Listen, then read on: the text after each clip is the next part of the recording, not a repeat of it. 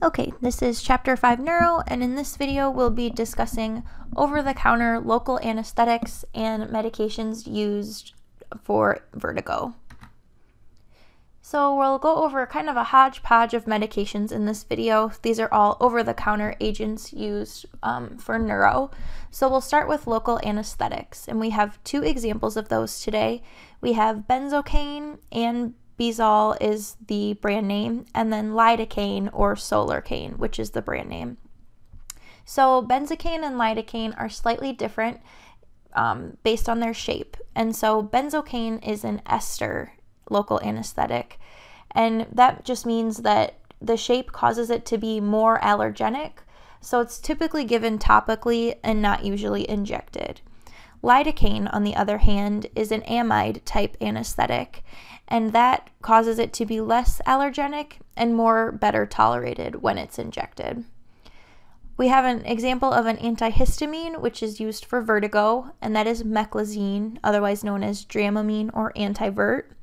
And then we also have one more over-the-counter medication, which is a non-opioid analgesic combined with a first-generation oral antihistamine, and that is the combo acetaminophen with diphenhydramine, otherwise known as Tylenol PM.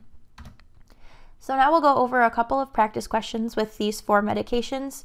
So practice question 1, a topical anesthetic that is also safe as an injectable form is, and so for the remainder of the video, we'll keep our four answers the same.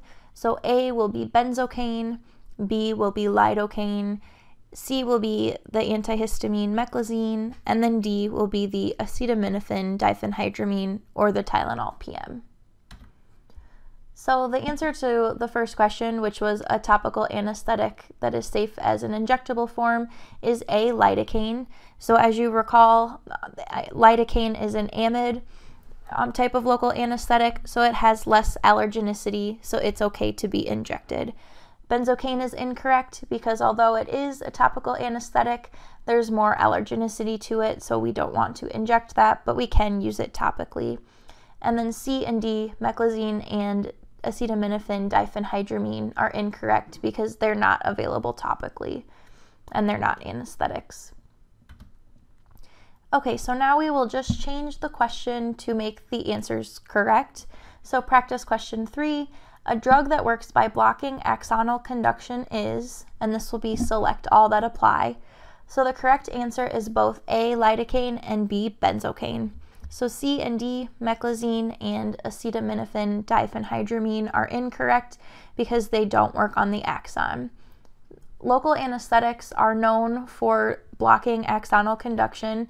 So the basic cell of the nervous system, as you can recall, is the neuron, and the long protrusion off of the end of the neuron is called the axon. And so that is where electrical impulses are sent.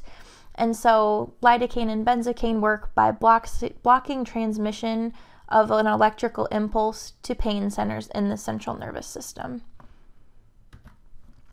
Practice question 4. A patient who is leaving on a cross-country vacation asks you which medication works best for motion sickness, and you say, so A and B, lidocaine and benzocaine, are incorrect because there's no effect on dizziness, and C, meclizine, is our correct answer because it works on vertigo and prevents it. And then the acetaminophen diphenhydramine, it does cause drowsiness, so that could help potentially for motion sickness, but it has no effect on the dizziness from potentially a long car ride. Practice question 5, a patient has been having trouble sleeping because of aches and pains, and you recommend. So the correct answer is D, acetaminophen diphenhydramine.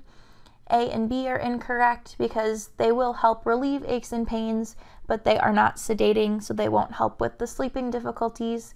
And then C, meclizine, is incorrect because although it is sedating, it does not provide any pain relief. The acetaminophen is a non-opioid analgesic, and the diphenhydramine is a histamine blocker, which as a side effect will cause drowsiness.